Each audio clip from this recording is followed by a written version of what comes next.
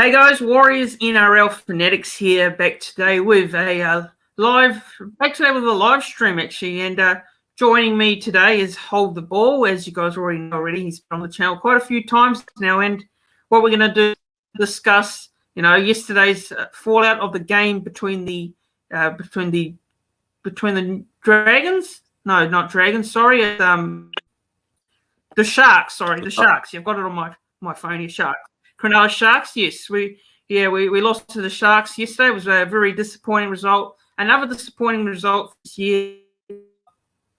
What can you say? It's same old with the Warriors this year. Same old with results. And we're going to discuss that game. We're going to give our thoughts on it, give our review, a little review on it, and we're also going to go through, some of the players and how they rated, how they did, who had the best game, who had the worst game, and then we'll check out some of the other NRL games across the week if we've got any. Hold the Ball. Welcome back to the channel. And what is your thoughts? What is your thoughts on the game yesterday against the Cronulla Sharks? A very, very disappointing result. Yeah, look, first, thanks again for having me on the channel. This is Hold the Ball, HTB. Thank you. Look, my thoughts on the game. Look, I can't blame you for forgetting who we're versing. It's probably not a game you want to remember. Probably the dagger, really, that game there. It was poor. It was just, what word can you use, really, to describe it? It's just another typical Warriors, I guess, show where we sort of see us derail near the end of the season again. Again, to the Sharks too, who have actually sort of daggered us a few years actually now. So, yeah, I guess that's just the way it goes. Not too much to say there. Just devastating, man. That's what can I say?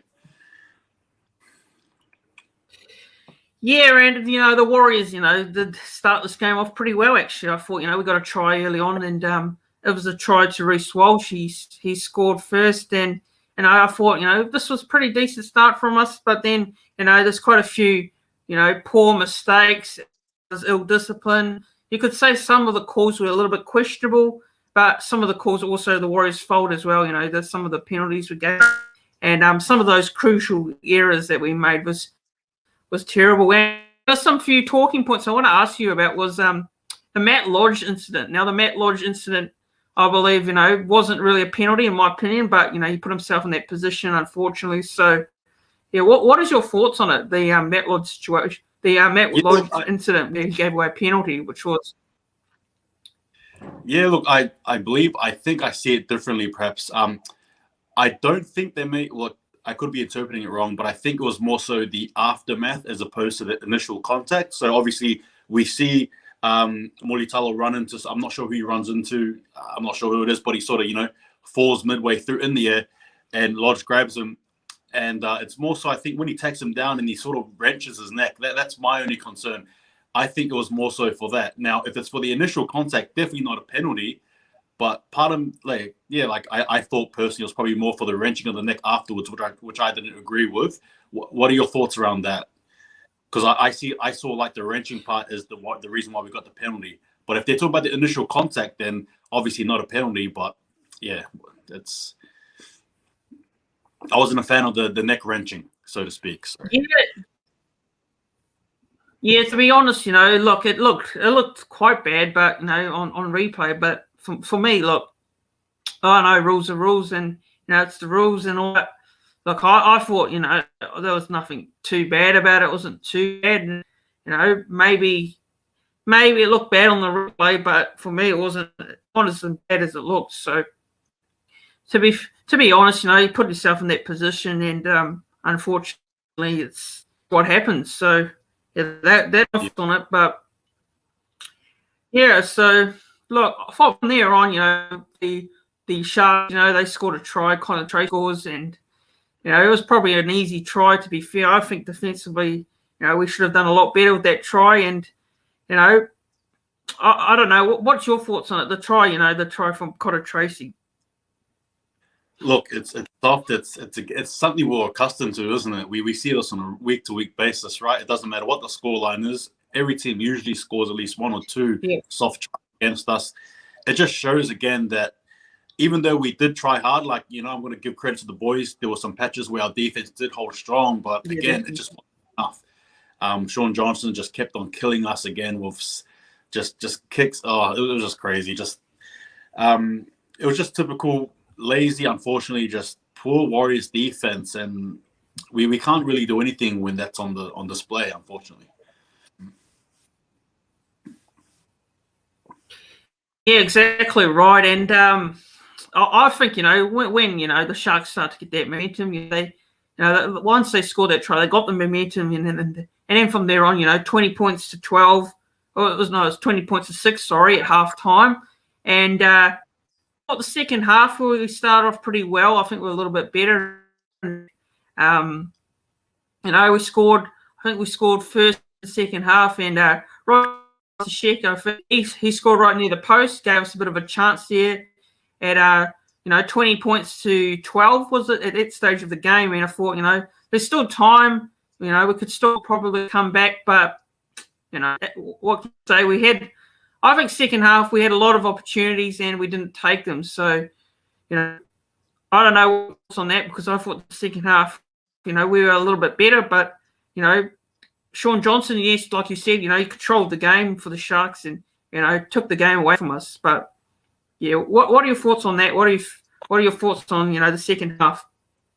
Yeah, look, you touched on it, right? So Roger Tuivasa-Sheck managed to score a try, but at the end of the day, there just wasn't enough. What do you call it? I guess there just wasn't enough. We just couldn't capitalize on anything, really. That's just the be all end all. There was no capitalization, nothing again. It just was poor from the Warriors. Sharks, every team manages to capitalize off us, but we can't capitalize off them. And again, it just showed again. So not much to say there, unfortunately. Yeah, so the final score did finish 20 points to 12. Not much happened in the second half, let's be honest. I mean, first half was all Sharks, and second half, the Warriors had a bit more ball there in the second half, and from there on, they couldn't capitalise on the opportunities. And capitalising on the opportunities is a problem that the team has had this year, in terms of what Nathan Brown's press conference was very, very interesting as well. So, a couple of weeks ago, he said, they haven't been taking their opportunities, and that's absolutely spot on. He's spot on there with that one, Nathan Brown. And yeah, I agree. I mean, the opportunities that we take in close games, pretty much sums it up. And Jazz Savanga's comment was very interesting. I heard Jazz say, excuse the swearing, but he said here, same old shit this year. He said same old shit on the lines of that. So, pretty much honest thoughts by Jazz Savanga. He's absolutely spot on, same shit, same shit every game. But yeah, Levi Hawkins says here, comment here says, fuck, the coach needs to go home, preseason training. Now get the boys to do those second hills, brother. which is a comment, which is a fair comment. But look, I think, yeah. Where do you sort of sit? Yeah, go ahead. Like, where do you sit on this yourself? Is it the coach or is it the players? And then I'll tell you what I think. Well, for me, it's the players. Let's be fair. I mean, look, Nathan Brown. Yes, he's the coach. He does the selections and all that. And but for me, it's the players. And look, I think Nathan Brown. Look, let's be honest. I mean, probably, it's his first year as a coach, first year back as a NRL coach. Let's be honest. Look, probably not had his greatest as a coach in the NRL. Look, he's been sacked by Newcastle. He's hasn't had the best of times there up as a coach as a NRL. But I think when he's come back, it's hard to say, because this year, look, the Warriors yet again based in Australia. Yes, maybe this time it's not an excuse. I'm not saying it's an excuse this year, but some of the players he's got probably hasn't got strong enough squad to build off there, and there's some players there that, let's say, there's some inexperienced players as well. I believe them experienced players as well. These very young players coming in like Reece Walsh, Rocco Berry. They're all young players. Yeah. They're new to the NRL. New to the NRL, and you've got all these different combinations as well, different players each week. But yeah, for me right now, you've got to give Nathan Brown at least 1 or 2 years, one or 2 years maximum, or probably 3. if next year he doesn't do well, there are question marks on him as well. But what are your thoughts on Nathan Brown there? But that's my view on it. Yeah, look, my thoughts on Nathan Brown just basically tend to be, I get why people are upset at him. I guess it's more so us as Warrior fans just being sick of the continual just disappointments on a year-to-year basis. Obviously, though, I still think, we just can't keep talking about sacking the coach. We've already sacked so many coaches. It's beyond probably a joke for me personally. What I think we just got to have a bit of stability as a team. And obviously, you've got to remember as well that injuries have not helped. Quite literally, the halves as well, the engine room, so to speak, not really been there. We have teams like, for example, Manly, for example, the Storm, where their halves literally play with each other. They play together for like literally weeks on weeks on weeks. Whereas the Warriors, there's like Chad Townsend, Chanel Harris-Tavita, and then you've got like, O'Sullivan, then Nikorima, and then Bailey Sirinen at one stage. There's no stability in the half at all. The reason why I don't think it's the coach's fault is because I just, like, for me personally, I see what he's trying to do. I mean, full credit to the boys at the same time too. We haven't been blown out. Sure, we've lost our games, so we haven't been blown out. You know what I mean? Like, we're seeing teams get beaten by 50-0, 66-0. We haven't been on the receiving end of that. It's been unfortunately really heartbreaking losses, but it's not anything that's like, that should probably get us, to bring out the pitchforks and all that stuff. So there is something there. I just think personally that some of the players, or if not just the Warriors' sort of identity, maybe DNA, is just to always fall short when it gets tough. I don't know what it is, but it doesn't matter who you put in place, right? It can be Reece Walsh here, or even a few years ago, it can be Sam Tompkins. For some reason, whenever they put on that Warriors jersey, they all play the same, and it's not a good thing either. But that's my thoughts. It's the players, to me, there's something there that's going on that needs to be fixed. I don't know, but I don't know. I can't personally lay the blame on the coach myself. No. Yeah, absolutely spot on. Well said there. But yeah, Levi Hawkins is here. Comments here. Loyal to the Swords since 1995, but fuck, it's hard, bro, being a staunch Warriors supporter sometimes, which I haven't. Don't you worry, bro. We can all agree on that one. All Warriors. It's 110%, bro. I'm sick and tired of the Warriors almost becoming, like, to a degree, the butt of the joke sometimes. I mean, I know people are happy that we've come in and the boys have sacrificed, being away from family and stuff. I get that part, but at the end of the day, still seem to be the butt of the joke, We still are, like we're basically considered easy beats now. It's just sick of it, just sick of the continual year to year. Anyway, I'm going to relax, but it's not cool. Yeah, I mean, like, I think, we can all argue that, we can all argue this the case, the team's based in Australia again, and, we can look excuses like that. But let's be honest, last year, yes, I can understand, being an excuse last year.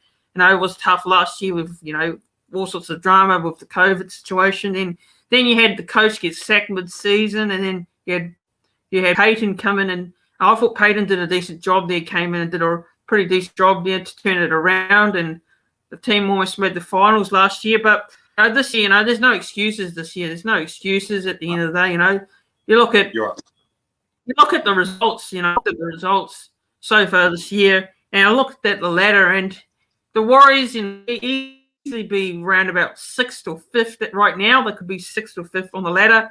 They'd potentially be in top 4, but the problem is, just those games, those killer moments in games, like last week, we talk about last week's Chad Townsend going for that field goal, which wasn't the right option. That was ridiculous, and that's the most frustrating thing. We're leading at that stage of the game, and you're thinking, why would go for the field goal? And then you got the likes of the game against the Cowboys.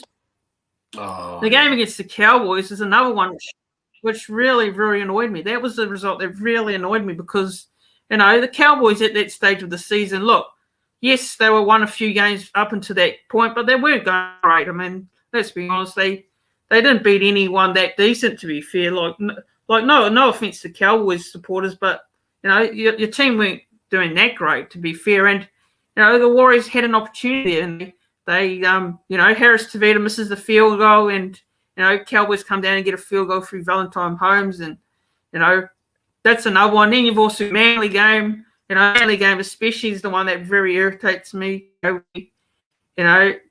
We came into that game, with much promise. We came into the game with much promise, and Manly weren't going great at that time of the season. They weren't going great, and Terry Evans' field goal that turned their season around. Look at where Manly are sitting right now. They're inside that top 8, and that victory really turned their season around. So we literally, what can you say? They made. Yeah, look, I just quickly as well. Obviously, you add Tom Trbojevic into the equation, but you can say that Warriors technically revived their season. We helped their season, take off. We are the very reason why they're doing so well.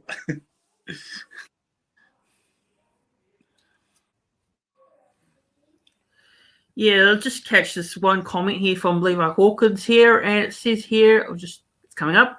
I've got to go back to work, brothers. Keep up the good Mahi Cousins respect. The both of you, come on, Warriors, dig deep, boys. Yeah, well, thanks for tuning in, Levi Hawkins. Thanks for coming in and watching for a bit. And yeah, cheers for the support, Levi Hawkins. Very appreciated. But yeah, so going back to what I said in those close games that we've lost. Just they pretty much sum up the season. But what I want to get you to get your thoughts on is who you thought was the man of the match for Sharks. I know, look, we lost. There must be one that stood out for you, because there was a player that stood out for me as well. So I couldn't quite hear that. Was that for the Warriors or the Sharks you were referring to? Yeah, Warriors. Yeah, Warriors. Yeah. For me, look, there's a few names, but for myself personally, I think someone who definitely jumped from, absolute rubbish last week to a decent sort of form was, I guess for me personally, O'Sullivan. That's who I thought was a standout for myself. I like the way that he sort of controlled the game. But the most annoying thing, though, is that he was doing it on his own, because unfortunately Nikorima went missing. But yeah, O'Sullivan for me personally. Yeah, well, for me it was Rocco Berry, to be honest. I noticed out on the old Twitter during the game, and Rocco Berry really impressed me. So I was very impressed with Rocco Berry. He was one of our standouts, and even though we lost him, and I think he did a good job there. Defensively, he was all right. I think it was pretty solid, Rocco Berry. So yeah, he was my man of the match against the Sharks. But yeah, moving on now. Look, what I'm going to do now is we're going to give our ratings on the players that did the best job, and we're going to rate them out of 10. So yeah, this is good, but we'll give our best rating for the player that we think did the best and not the greatest. But going into the Warrior up now. So Reece Walsh. Now, look, I think Reece Walsh had a pretty all right game. Now, it's hard to say, to be fair. I mean, look, I don't think got too many opportunities in space. It looked a bit dangerous there, and when he got his opportunity, got the ball. But I thought he was all right. But what did you think of him?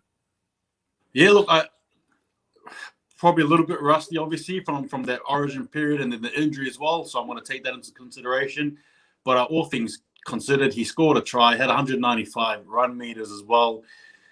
One decent line break. Look, everything considered, I think he was okay personally. What would you rate him, I guess? I'll probably rate him around 7 out of 10. It's not a bit high, but I'll give him a 7. Yeah, 7 out of 10 for me. But yeah, what do you think? Yeah, no, I'm with you there. Everything considered, I think 7. But that's probably a compliment to him as well. Actually, shows you what sort of a player he is. So when he gets back into full striding form, it'll be a lot good. It'll be good for us. So just reading this comment here from Jacko Harari. Is it Harari?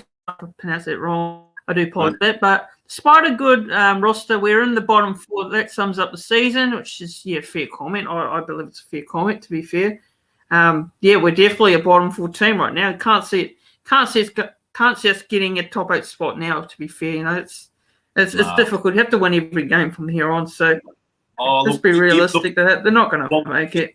I mean, look, even if we were to win all those games, I just think it just hangs too much in the balance of other teams winning or losing, and I don't think we've done enough for that. I don't think we have.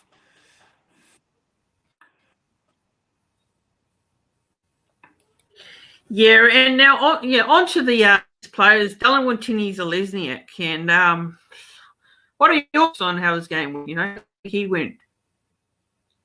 DWZ. Yep, DWZ. Yeah, look, probably not as noticeable as his game last week. But what I do appreciate about him is that he definitely does the hard runs. Like from the back fence, so to speak. Again, he did what he had to do. Not as effective as last week, but again, he was okay. It's probably the best coming up. He was okay. He was all right. So.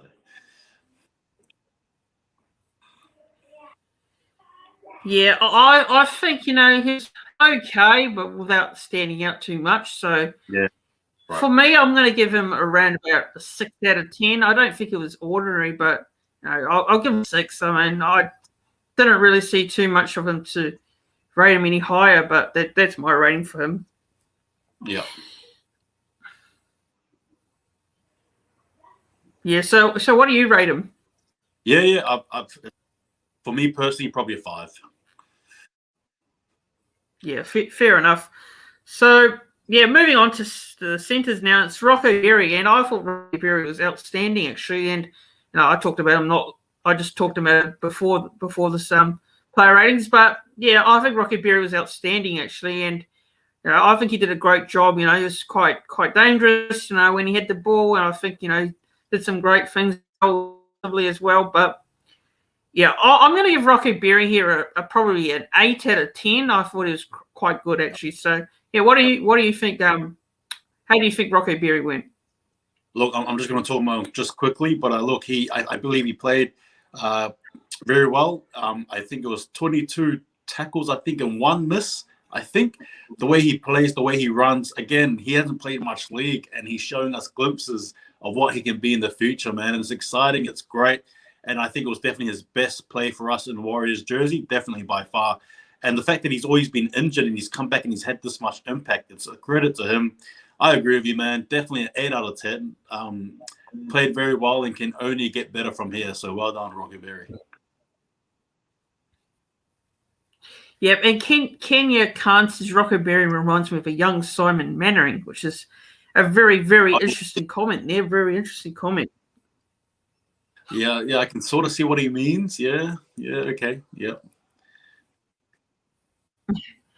Yeah, but moving on to Marcelo Montoya, and that's the other centre pairing. Look, to be honest, this is a bit of a hard. I don't, I think he was all right, for the first couple of games he's come in this year, but I don't think he was too flash in the game. I think he didn't do too much. But what are your thoughts on Marcelo Montoya's game? Yeah, look, I think he's playing out of position. That's just what I think personally. Obviously, with the move, he's been into the position. It's not his position. He's a winger day in, day out. For me personally, didn't really notice him. Look, I'm personally going to give him like a 3.5 out of 10 personally. That's my rating. I don't know what he really did. It was okay, but 3.5. Yeah. Yeah, I have to rate him around about that 4 out of 10 position, 4 out of 10 rating, but I didn't see too much of him to, really stand out. I just didn't see too much of him. So, I'll give him a 4 out of 10. But moving on to on the wing is Captain RTS Roger Tuivasa-Sheck himself. Look, I think Tuivasa-Sheck was a bit, I'm going to say he was a bit quiet, actually. I know people might disagree with me here, but I thought it was a bit quiet. I just just don't think he's suited to that wing position. I think you need to see the best of him on the fullback position. That's his best place. I know the only reason why they're doing that is because Reece Walsh, and they want to put Reece Walsh in the lineup as well. So, yeah, what are your thoughts on Rogers' performance yesterday? Look, I've noticed with Rogers' performances as of late, they've been okay at best. He's been known to spill a ball or two, which has not helped us, and he's done that in a few games as well, right? He scored a try for us. Yep. He spilled a ball, which led to a Sharks try as well. Personally, yeah, definitely not one of his better games at all. I'll personally give him like a 6.5, like a 7. Like a 7 out of 10 is probably, 7 out of 10. That's being generous for our captain. Yeah. Yeah, I'll give Roger. I'll probably be with the same. I'll go with the same rating. To be fair, I think 7 out of 10 is a fair rating for Roger. Look, Roger didn't start as one of the best players on the field, but he did all right. He did all right, but nothing too flash in the end. But for me, I want to see Roger back at fullback. And I've said it for quite a while now. Roger should be going back to fullback, and Walsh. It should happen, but yeah, I think Roger, he had an all right game, but not the greatest game. Yeah, look, just quickly, I was always in the camp of let Walsh be the fullback. That's why I sort of stuck my guns. But as the games and as the weeks go by, I'm actually sort of realizing I'm seeing it your way. Roger needs to be fullback. Walsh needs to be put in the halves, man, because we need some penetration. Like nothing's happening there at all. Nothing's happening there. So, yeah, I think I've been turned in my opinion there. So definitely Roger back at fullback for me. Yeah, exactly right. And I was the same not long ago too. And I saw people saying, why they put Reece Walsh back into the halves and Roger at fullback? Then I started to think, I like Reece Walsh at fullback, but since the halves are not doing too much, there's nothing going on with our halves at the moment. We've tried Chad Townsend, and unfortunately, he's out injured now. So we've tried Sean O'Sullivan. He's a replacement player at best. Unfortunately, that's what I view it as. And I don't know. Halves are not great. So why not go Reece Walsh in the halves? Why not try it? Why not? The season's lost, so might as well try something different. But yes, so. Moving on to the halves now. Speaking of halves, and this player for me was very, very disappointing. Now, this is Cody Nikorima. Now, look, I talked about Cody Nikorima in my review video yesterday, and, I've probably gone overboard there. But to be honest, Cody Nikorima wasn't his best game. It wasn't his greatest game. And, this year, I believe it looks like his mindset's not at the Warriors. That's the way I'm viewing it. His mindset's not there at the moment. His mindset's not on the Warriors, not on the field at the moment. It's probably on mindset on somewhere else, in Australia where he wants to be. But what's your thoughts on it? Yeah, what's your thoughts around Cody Nikorima in this game and this year so far? Yeah, no, you touched on it nicely. I don't think he wants to be here. I can see it in the way he plays. Now, I want to try and obviously not be too harsh on him because I'm sure, everyone goes through something. Yep. But I just don't think personally that he should be in the team. He doesn't fit what we want. But I get why he's playing because literally who else can play halves? I mean, you put Walsh there and it doesn't matter. It was a poor showing from him. I don't know what to do with him personally in regards to being in the team. If I was to give him an honest rating out of 10, I honestly, considering the impact, right, considering what he should be doing, was actually quite poor. So I want to give him like the same as Montoya, 3.5. So, yeah. Yeah, I mean, look, I don't think he had a great game. And, that moment where he kicked the ball and I thought, why was he kicking free or something? We're trying to keep the ball and trying to get back in the game. And, he kicked it and that pretty much summed it up for me. And wasn't a great performance by Cody Nikorima, but I've always rated Cody Nikorima. He's not a bad player when he's on. So the only issue is, consistently being on, being on to show that potential that he has. But for me, Cody Nicarima, look, I think, wasn't his greatest game, so I'm going to give him a 3 out of 10, unfortunately, for Cody. But, I hope he can start turning it around, Yeah. Yeah. Just quickly as well. Perhaps it's just the fact that he's tired of maybe swapping with different halves every week. You know what I mean? Maybe that could be the reason as to why he may feel. I'm not sure what it is, but there's something not right there. And yeah, I don't know. I don't think he probably wants to be here. That's just what I assume anyway. So.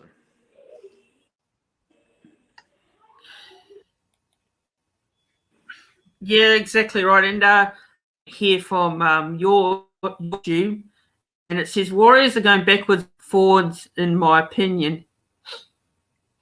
Yeah, I absolutely agree. You look at last year, I thought Todd Payton came in and looked like it's starting to help us move forward, but this year's just more backwards than forwards, in my view.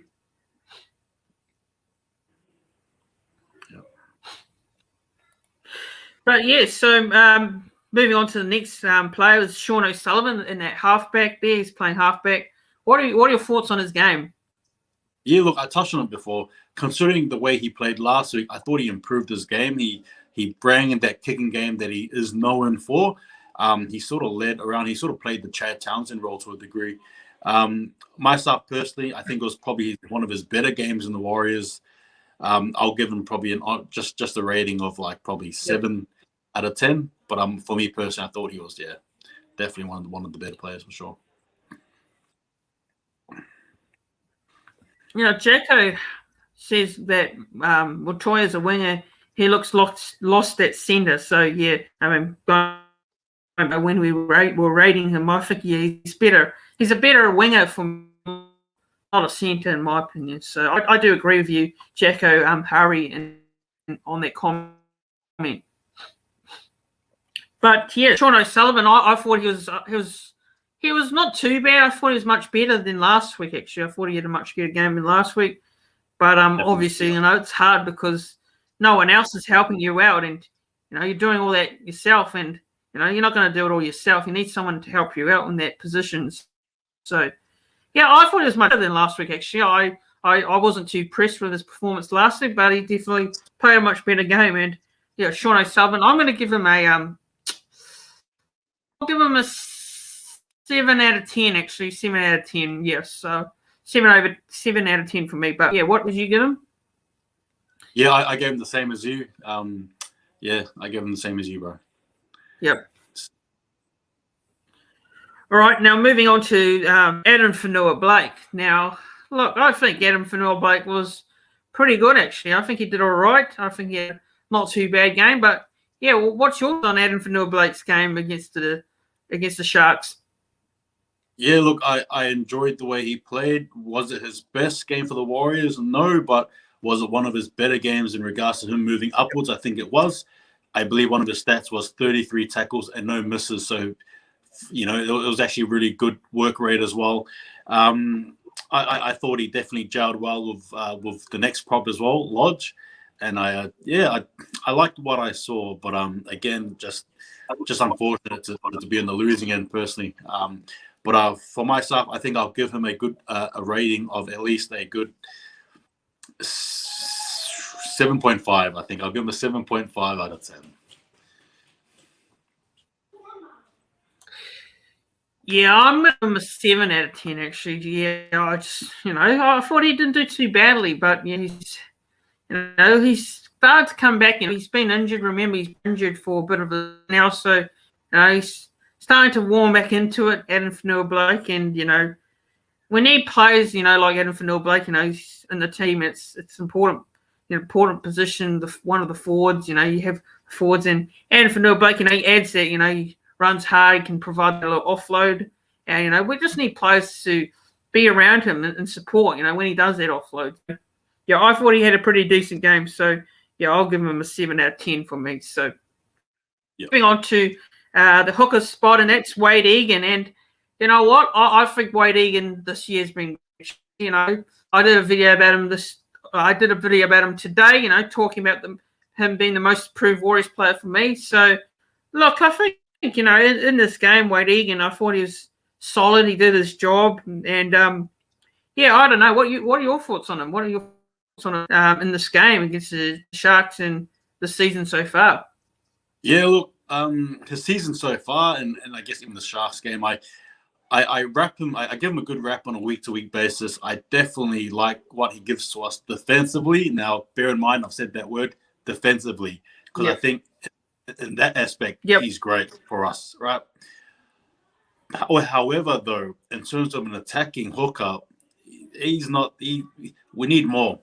I think that's just what I think. I mean, sure, he's probably added more to his repertoire, right, in regards to the passing game, sure, but I just don't think he does enough for me personally in regards to attack. But defensively, great, good organizer in defense as well, and he's not scared to tackle anyone that runs in front of him. So for that, I'd say he's good. But if he can somehow just increase or better his attacking, that would be great. But for me personally, I'll give him a good. I'll give him a good 8.5 out of 10. That's what I thought. I thought he had an outstanding game.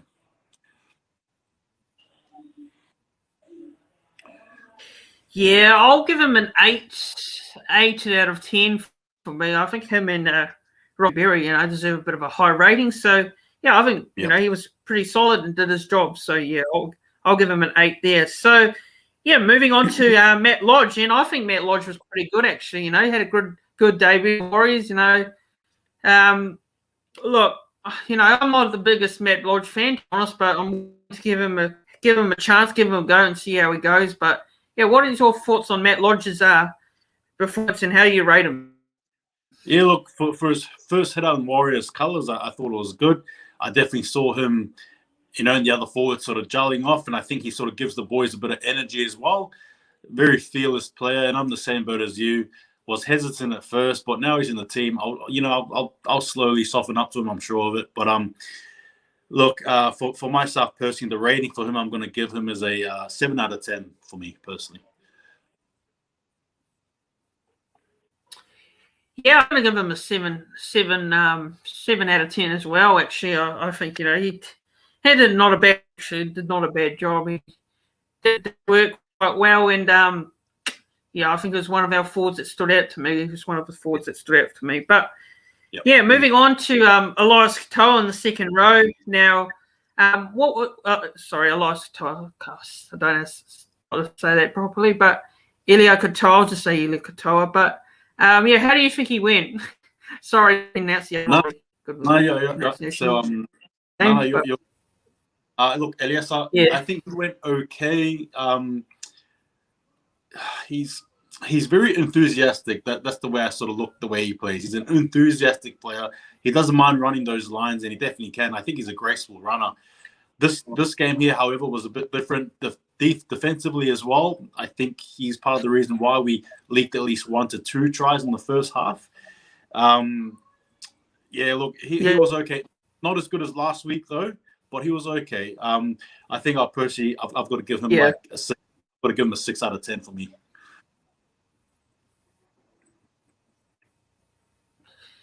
Yeah, 6.5 out of 10 actually. 6.5 out of 10 for Elias Katoa. That's how you say it. That's right.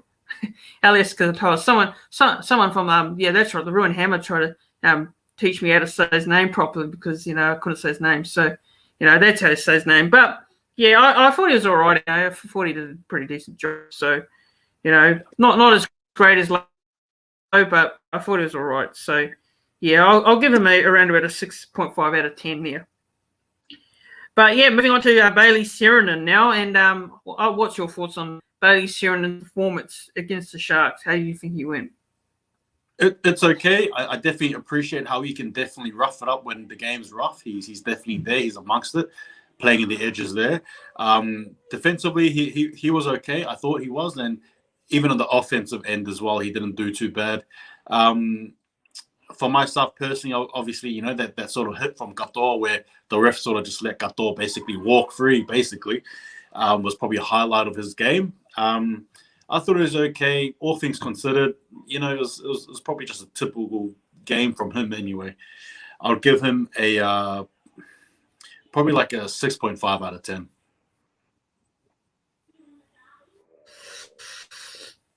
Yeah, I mean, this is a bit of a hard one, actually. I'm going to give him a I'll give him a 6 out of 10. To be honest, I'll give him a 6 out of 10. Look, he can be a pretty good player, Bailey Surinam, but I'll give him a 6 out of 10. But going on to this comment here by Jacko Hanari, says we'll have to agree to disagree with you guys on Egan. While his defence was good and he's tough, that is it. Absolutely nothing else in his game is good enough to ensure his spot, which is fair enough. It's your opinion. That's understandable. Yeah, no, I actually look like I said, I put Egan weak out from the defensive end, but I agree with Jacko there. Offensively, we can't really rely on him. That's just that's unfortunately the answer, the truth there. So, yeah. Yeah, I mean, he can improve, definitely. I do agree on that one. He can improve on his attacking game, but, if he improves on his attacking game, then definitely he can, move up the order in terms of good hookers. But right now, obviously, he's improved his passing game, defensively good, but, his attacking game he can definitely work on. But I do agree there on your comment there on your point, too. But, moving on to the last starting position in the 13 jersey was Jazz Tavanga. And, what did you think of Jazz Tavanga in his first game starting in a long, long time, actually? Yeah, look, I actually liked it. It's sort of similar to last week's game too. Probably seeing a more disciplined side of Jazz Tavanga as opposed to the, headless chook sort of action, he like the rough and tough, so to speak. I liked it. He definitely played well. He definitely tackled hard as well. And he was there amongst it and he controlled himself, kept that composure, which was good to see. I like that side to Jazz. I like Jazz when he's focused, when he's disciplined, when he just knows that he has a task to do. And for me personally, I think it was good and one of his better games. My personal rating for him, I think, was I'll give him a 7.5 out of 10.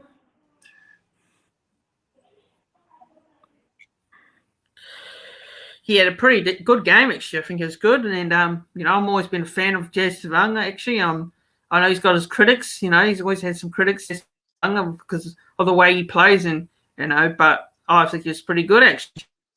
Good. So, I'll give him a 7 out of 10, actually. I think he was pretty good, actually. Pretty good in the game. So, 7 out of 10 from me. But, that's the starting 13. But now, quickly here, onto the bench. I won't take too much time here, but onto the bench is Lesson Mel. How do you think Lesson Mel went? He was okay. He was right. Probably not too much to comment there. I can't say I noticed him too much myself personally, but I'm sure he was amongst it there. I give him a rating of 5.5 out of 10. Yeah, I don't think he did too much, to be fair. Coming off the bench, I didn't see much impact from him. So, look, I'm going to give him around about. I'm going to give him a rating here. I'm going to say around about a 4. It's just not. He didn't do too much for me. So, I'll give him a 4 out of 10 there. But, moving on to Bunty Afoa. And how do you think Bunty Afoa went?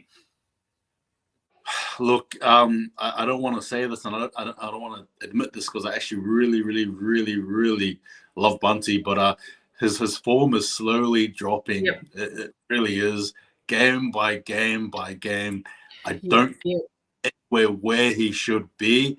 You need just rewind the clock a few years ago. This is not the Bunty we're seeing. I don't know. Is it? I don't know what it is, but look, Bunty for me personally. I did see him run here and there. I'm going to be honest, I've just got to give him a 5 out of 10. 5 out of 10. He was okay, but there isn't that impact I'm thinking that he should give us. I don't know. He was okay. He was all right at best.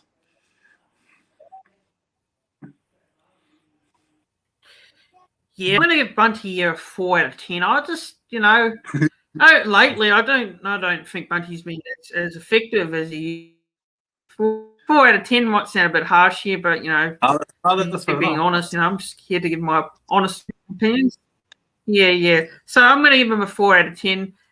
Look, I think Bunty's always been known as a good player coming off the bench, great impact, but the last couple of games I think he's not found that form, he's not that form for me. So yeah, I mean 4 out of 10 for me, Bunty, unfortunately. But yeah, Ben Masilla's player actually on the bench, and how do you think Ben Masilla went? And look, I'm going to be completely honest here. I think Ben Masilla's annoyed me a bit lately. Actually, I think there's quite a couple of times where he's made a mistake, given away a penalty, and I'm a big Ben Masilla fan. I've been very happy with how he's went this year, but lately, he's given away some stupid penalties and dropping the ball, and just at worst times in the game. And I don't think it was one of his greatest games, to be honest. I mean, how do you think he went? Yeah, you touched on it. He drops the ball. He doesn't hold the ball, so to speak. His last couple of games have been great. Obviously, you can probably sort of forgive him for starting at prop, probably not his preferred position in recent games. But I mean, overall, even this game here, he's been, as you've said, no discipline. I think he's a momentum player. So when the Warriors are going well, I think he sort of replicates it in his game. But for some reason, whenever the Warriors go bad, he usually sticks out like a sore thumb. And I don't get it because he does it quite a lot. Whenever the Warriors in the back foot, that's when he usually comes up with errors. He does silly things. Look, for a player of his caliber and for somebody that I expect more out of, it's probably a complimentary sort of a rating. But I'm going to give him like an honest like a 2.5, 3 out of 10. Like I expect so much more from him personally.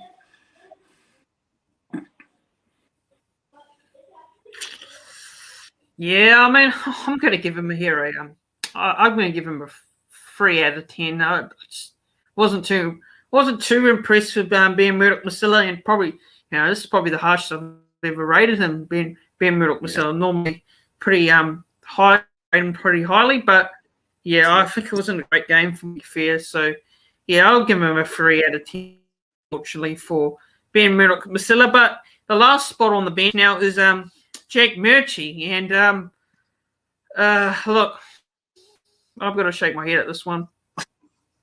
Not great to be honest. Because look, yeah, I just it really annoys me. I rate Jack Murchie too. But Murchie wasn't great coming off the bench, to be honest. A couple of times, when he got the ball, he knocked it on. And it was very frustrating. So. I'm not going to really rate him I'm not going to rate him a good rating here, as you can tell by my voice. But yeah, how do you think he went? How do you think Jack Murchie went? Look, there's not much to say. I thought when he came in, it was basically a car crash from the get-go. He didn't really do much. Can we give minus ratings? Yep. Is that a thing? Yeah, I mean. Because man, honestly, if we can't give him minus ratings, then for me it's a straight up just 0.5 out of 10 or 0 out of 10, bro. Like just nah. Yeah. Yeah. Well, look, I've got to be honest. I don't rate him too well. And look, what it says here on his on the NRL app here, I'm reading it. It says he's only played 22 minutes for what? Not for only 3 hit-ups and 3 all runs, which is not great at all. Which is not great, and he only made 9 post-contact meters and 25 all run meters. So yeah, not great performance by Jack Murchie. So yeah, I'm gonna give an honest rating here, and I think his rating it's going to be a 2 or around about a 2 out of 10 for me. Not great, not great at all. But no, I agree. Yeah, that is the player ratings. That's the player rating. Yep.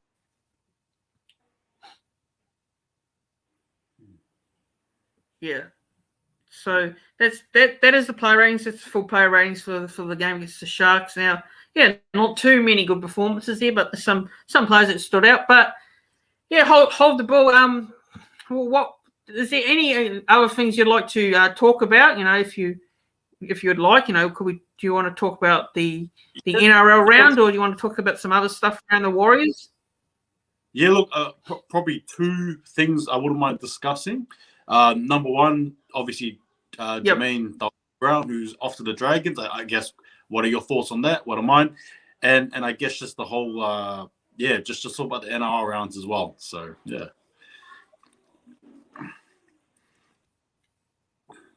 Yeah, all right. So, we can do that. We can definitely do that. And also, I don't know, you want to talk about this, but, in terms of the NRL teams getting relocated up here to Queensland. So that's a bit of another talking point as well. The NRL is trying to organise at the moment. And, if you want to talk about that, we can talk about that as well. So, let's talk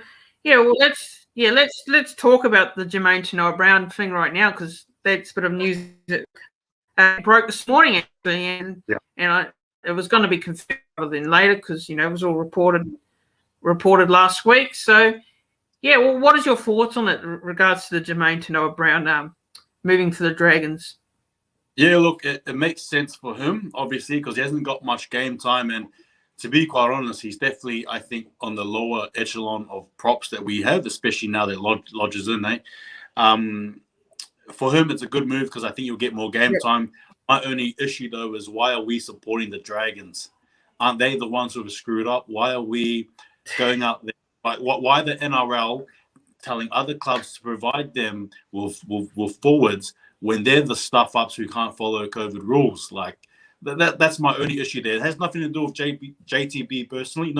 I think he's within his rights to go, whatever, but why do we need to clean up the mess that the Dragons have made? That's where I stand. Yeah, I absolutely. We're Dragons. I saw a very, very interesting comment by Nathan Brown's conference. Now, he talked about and said, look, we have two players out for 2 weeks, due to being stuck on a plane because someone, one of the persons that was serving on the plane, got in close contact with COVID-19, and he said how unfair it was that the Dragons players, they broke the rules and they only got a couple of weeks or something, and they should have got more. So it was 1 week here. So I think that's completely spot on. I absolutely agree with Nathan Brown's comment there, because it's not. It doesn't seem fair. The Dragons, they broke the rules. Why getting only 1 week for something that they shouldn't have done? The old Paul Vaughan situation. Paul Vaughan hosting a party, and I don't know. What are your feelings on it? Yeah. Look, I agree with Nathan Brown. Why should the Warriors? Why should people who didn't obey the rules get 1 week exemption, and the Warriors got to follow protocols? It doesn't make sense. And again, just shows you the NRL, obviously, just like anyone else dealing with it, there's a whole heap of uncertainty. There's rules that are not clear, definitely not. I don't know. These not. Look, I don't know what to say. I'm not happy about it. I'm not happy how we're helping the Dragons when we have a team like the Warriors who will sacrifice so much to come here, and yet we're having to pitch for people who aren't respecting the COVID rules. Like, look, it's a bit of a fiery point for me, but it's ridiculous that we're to help them out. And the fact that their players can still come out and play, yet we have Aitken and Curran who had to do the full 2 weeks, and they didn't even go around running amok or anything like that. No, it doesn't sit right with me. Exactly. And, yes, it's great for JTB. There's no blame on him. I'm absolutely not putting any blame on Jermaine Tanoa-Brown there. I understand, he wants some game time, and, so, it's fair enough. If he wants to go and play for the Dragons, that's fine. But personally, the Dragons, what have the Dragons done? Have they helped the Warriors? No, because, look, there's breaks, and I just don't think, I don't understand. I really don't. It really frustrates me, because I'm sick of seeing players. I got fired up about this a couple of nights ago and I'm sick of seeing players, break COVID rules. People are sitting there doing the right thing, and these guys are going out and thinking it's right. Like Jai Arrow was another example. He's Dry Arrow, I don't know what your thoughts on it. Dry Arrow and that, breaking rules and bring Dry Arrow was trying to bring what sort of some lady into the bubble, and it's absolutely ridiculous. So it just really annoys me, Yeah. But yeah, I'm just reading some comments here, and it says here, Jacko says JTB should not be going to Dragons. Why should we be helping them get past their own self-inflicted? Oh, yeah, absolutely. Jacko, spot on there. I don't know why. The Warriors going into the Limps to say, oh, you can have JTB. I mean, maybe the only reason is, just because the Warriors, can't promise him any game time right now. So that's probably why they're saying, JTB go, because that's a valid point. Now got so many props. Yeah. Yeah. So many props right now. So yeah, I just think that's probably one of the main reasons why, you can have JTB for a bit there. So yeah, I mean, there was also it says here, Jacko says here, how the NRL allowing JTB the Dragons is hard to think. I'm sorry, I can't even say that, but yeah, it's absolutely right there, 100%. I do agree with you there, actually.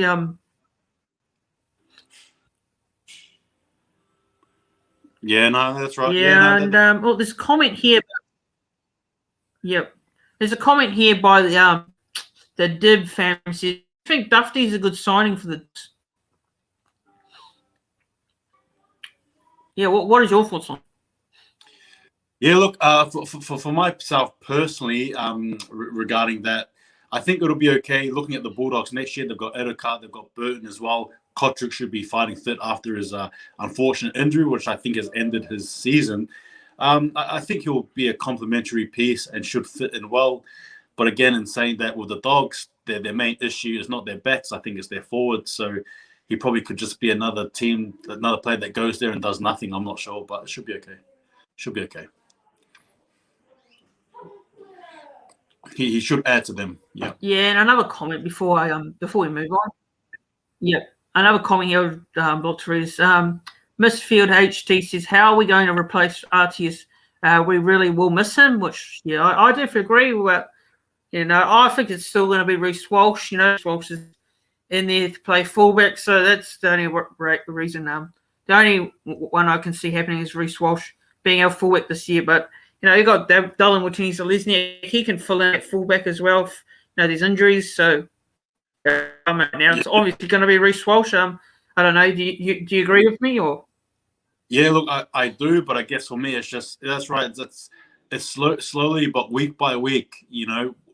Rogers playing his ever creeping to his last game for the Warriors, and it's just a devastating reality. When he came into the Warriors, I was excited, I was happy, and then now this is the reality. He's going, and what makes it even more heartbreaking for me is the fact that we ain't gonna make that 8. Like, that's it. Like, this is his final dash, and again, as per usual, typical Warriors footy, man. Here we go. This is how we treat one of the greatest to ever wear the jersey for the Warriors. We're gonna send them off with no finals, nothing. It's just, it sucks. Who replaces him? You touched on it. You got Walsh, you got DWZ, but what a big loss, man. Like, it's just, I don't want to think about it, man. I don't want to think about it. Yeah, it just makes you upset and sad, and Roger will be wanting that. He'll just be wanting to make sure the team focused on itself, not everyone talking about a swan song or sending him off on a high. But no, good points. Good points. Yes, yeah. Jacko says, yeah, Walsh will replace. Yeah, it says here, Jacko says here, Walsh will replace RTS. DWZ has been on the wing. Yeah, absolutely. But yeah, I mean, look, there's another big talking point right now. Let's just move on from that. Yeah. But there's another talking point now is the NRL, and the NRL is going through another very tough situation with the COVID-19 there. New South Wales, going through a lot at the moment with the lockdown, and my thoughts definitely go out to them, and hopefully everyone stays safe up there in New South Wales and Sydney, and hopefully everything's get better soon. Hopefully it gets better soon, and everyone listens to the rules. But yeah, what's your thoughts on the NRL set to relocate all the teams from New South Wales, including the Warriors, up to Queensland? And what's your thoughts on that? I think it's a necessity. I think obviously with all things considered, the NRL cannot afford to have this game stop, especially in the latter end of the season. My only concern is how a player is going to react going there, because you can't control every single player. It might be a bigger mess, right? Who knows? But in saying that, you see people who live in Queensland, who, like, for example, Brisbane and the Gold Coast and so on and so forth, they get a chance to watch more regular rugby league, and they'll get a chance to watch the Warriors play like yourself. So, it's sort of like it's sort of good in that way. So, yeah, it's a necessity. It has to be done. Yeah. Yeah, exactly right. I mean, look, to be honest, as a fan here, Warriors fan here, living here on the Gold Coast, I'm pretty happy because they're giving up more opportunity to see team play because, as you guys know, Queensland here, they are welcome, they are allowing crowds. And as you guys know, also State of Origin is on Wednesday night here. So first time that the Gold Coast will get to host a State of Origin game. Unfortunately, it's such a shame for New South Wales. I know New South Wales fans are very upset. So they should be, because there's no Origin in New South Wales this year, unfortunately, because it's the COVID situation, and you can't do anything about it, and it's unfortunate. Newcastle would have been great to see them get that Origin game. Actually, it would have been great because they have really staunch rugby league supporters up there in the Hunter Valley. So yeah, I mean, look. What can you say? You've got to do what's right. Got to do what's right, and at the moment it's a tough situation. It's a tough situation for anyone to go through. The NRL as a whole. Running it and organising it and all that. But yeah, I mean, at the end of the day, it's the right thing to do for me to do. Moving Queensland, and maybe there's talks around double could happen. You never know. Double headers could happen up here in Queensland. You never know, but. My thoughts is it's great. It's great that they're moving to Queensland, and hopefully, in New South Wales, things get back to normal soon, and they can come back and play in New South Wales soon, and hopefully, crowds do come back as well in the meantime. But unfortunately, it's still not getting any better there in New South Wales. I'm hearing. So. Hey, quickly, I'm not sure if you've seen it, but just breaking news. Apparently, in there that the Warriors said no home footy. Oh, really? Wow. That's double check, but I'm pretty sure that's what it just. I just saw the notification go on there, and it just said no home footy. So I'm assuming that's referring to Mount Smart Stadium. So, yep. Wow. Yeah, I might just have a quick look at. And that's actually, just that's cruel. Yeah, I mean, I'll have a check here now. Actually, you guys just keep sending, just check something here. Yeah, no, you're right. Yeah, look. Yeah, exactly right. Yeah. And just sort of elaborate on what you're saying. It's sort of good in that sense that Queensland will get a bit of league. You will get to be able to watch the Warriors. Hopefully, they play at Gold Coast more often than not. It would be great for you to to experience and play. And yeah, so it's the positives are there. So yeah, and also I could be putting out some more video in terms of being at the game, like a game day vlog or something, because I did that for Magic Round. I did put a bit of a video about it. And yeah, it says here, unfortunately, look, it's absolutely spot on here. Warriors website has confirmed it. It says here, Sydney COVID-19 outbreak has forced the Vodafone Warriors to cancel plans for their homecoming match Henry Bankstown at Mount Smart Stadium on Sunday, August the 15th. So that is cruel. Unfortunately, yes, it says here. Yeah, 27 new cases reported in New South Wales. Vodafone Warriors club and the NRL had no option but to abandon their return home play, the Bulldogs. So, yeah, huge breaking news. Just as we're on here talking, and it's pretty good timing actually because it's unfortunate, but it's pretty good timing because we're just still sitting here talking about the Warriors and the NRL. But very, very disappointing, very gutting to hear this news. Very gutting to hear this news, and I feel fans. I feel for those who have booked up the tickets. I feel for those who have booked the motels to go to Auckland to watch the Warriors play. I feel for those who are wanting to see RTS play one more time. This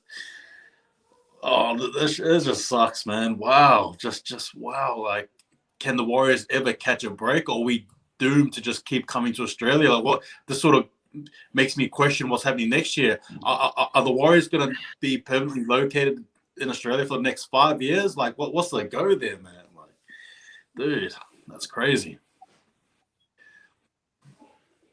Yeah, and Jacko says here, no home footy. Do you mean from next year, as this year's a shot anyway? So why?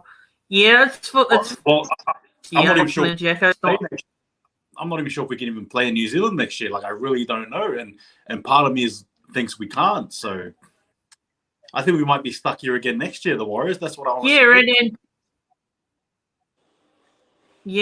And look, Sean Johnson, he's signed up to come for the Warriors next year. He's probably was looking forward to coming home and playing with the home fans again. And it looks like, we're just not sure because, the way this situation is going at the moment, you just don't know. No, it's just not getting any better. People don't want to listen to the rules, and this is what we get, COVID cases, more COVID cases, and, it's very frustrating. It's very annoying, for people, people in New Zealand, those people who got their tickets, hearing a lot of people getting their tickets for that game, and very, very upsetting news, very upsetting. And yeah, I mean, it says here, Daniel says, the Warriors fans won't get to see RTS play again. Yeah, this is very, very unfortunate. Very unfortunate indeed, Daniel. Very, very sad.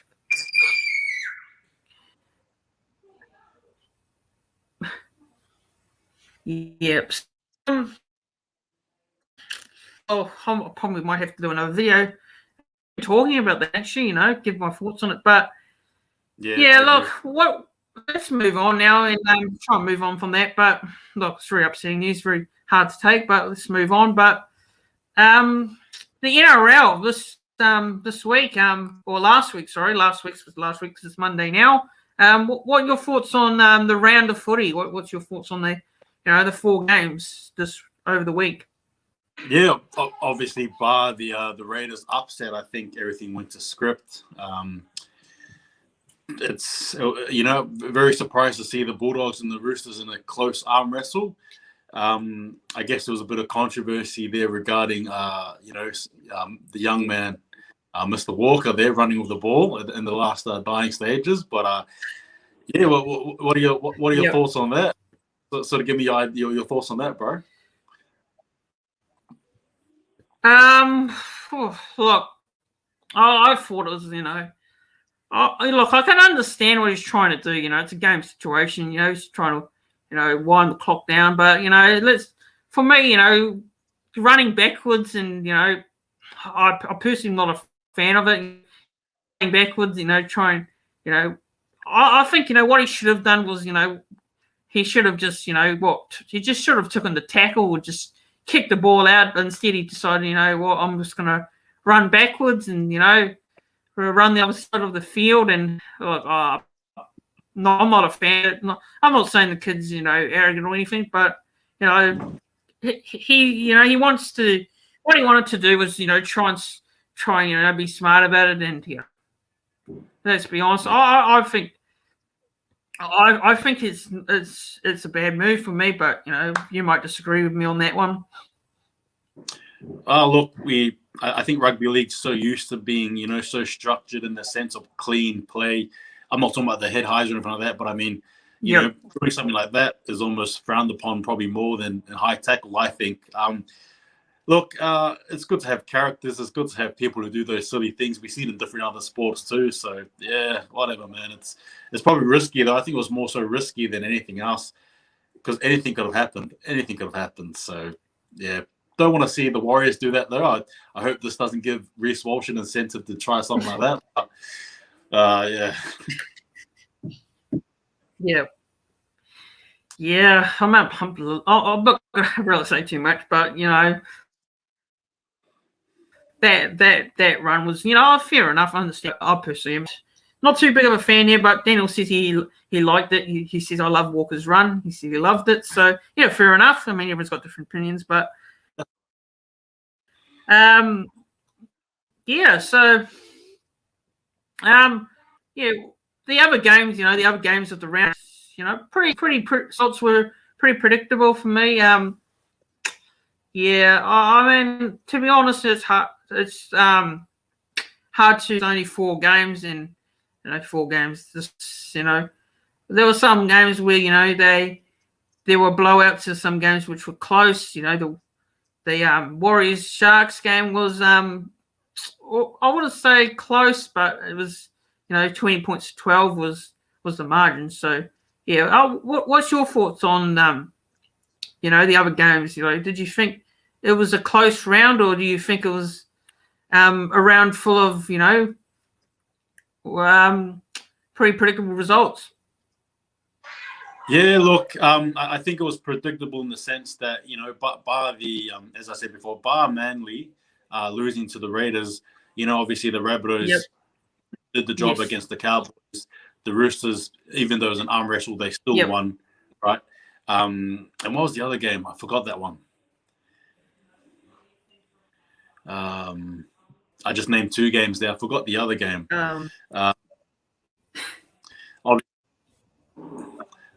including so it was Manly and the Raiders, and then there was the Rabbitohs and the Cowboys. Yeah, that's right. Yeah, sorry, I've named them all. Sorry. Yeah, look, it was okay. The only thing that sucks really obviously is the Warriors again, as per usual, giving other teams 2 points. Yeah, not much to say. It was good. It was all right. Yeah, it's sort of boring when there's only 4 games there, but it's the way it goes. Yeah, it'll be interesting when the full round of the NRL returns next. This week, obviously. Where will these games be played? Where will these teams? We know these teams will be all in Queensland. All the New South Wales teams, the Warriors, but where will the likes of the Warriors and Penrith play? Obviously, that was scheduled to be played on the Central Coast, and you got all these other games, which were scheduled to be played, and some of them were. Yeah, it's still we don't know yet. We don't know yet. Yeah. I personally think Warriors and Penrith. Yeah. I think Warriors and Penrith will be on the Gold Coast. Yeah, I think that game will be on the Gold Coast. That'll be cool. Yeah. So, just to take a couple more questions here. Gone a little bit over. One was expected to go over, but anyway. So, question here: will RTS ever return to the NRL? Says Misfired HD and play for the Warriors again. What do you think about that? Will he return? I don't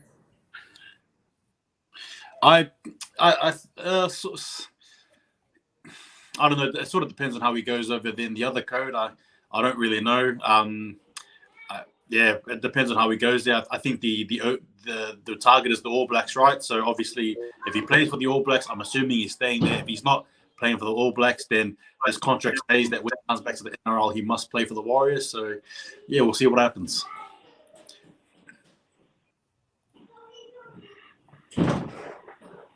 Yeah. Yep. So yeah, I just saw your comment there. So yeah, we'll probably wrap it up here, guys. Hold the Ball needs to go and do some other stuff, but yeah, we'll wrap it up here now. So look, just like to thank everyone for tuning in and watching. We've gone on for a bit of an hour, 1 hour and 14 minutes now. So I wasn't planning to go on for that long, but it was a lot to chat about. And then we had that news in regards to the Warriors, not being able to play a game in Auckland now. So unfortunate about that. So I'm going to have to probably do a video about that soon. So very tough news. But yeah, I'd like to thank Hold the Ball quickly for coming on, and thanks for coming on the channel today and this afternoon. Thanks for getting time for a bit of time for all Warriors and a bit of NRL as well. But yeah, go check out his channel, Hold the Ball. Go subscribe to his channel. He's doing a great job. Go help him out there and go and give his videos a watch. But any last words to say, Hold the Ball, before we jump off? Yeah, no, thanks again for this opportunity. I appreciate it very much. It was a great discussion, ratings and all. And hey, it was pretty cool to be live whilst there was breaking news as well. And to everyone who's watching as well, just remember, hold the ball. Thank you again. Yeah, no worries. And thanks again, once again, to Hold the Ball. And everyone, thank you for tuning in as well. Thanks to you guys for tuning in. That's what it's all about, you guys watching this channel and watching the videos and, joining the live conversation. Thanks to those for tuning in and putting in your comments down in the live chat, as well as tuning in to watch the video. But yeah, thanks guys for watching as well. And don't forget, if you're new to subscribing to the channel as well, and you like the video, like the stream, and comment back on the video if you are watching this later on. So yeah, thanks guys for watching. Thanks for tuning in, and the Warriors. Let's stay safe, everyone in New South Wales and Sydney. Hopefully it all gets sorted out soon with the COVID situation. But everyone, have a great week, and enjoy Origin on Wednesday night as well. Origin on Wednesday night, and yeah, see you guys later. Thanks for tuning in. Thanks, guys.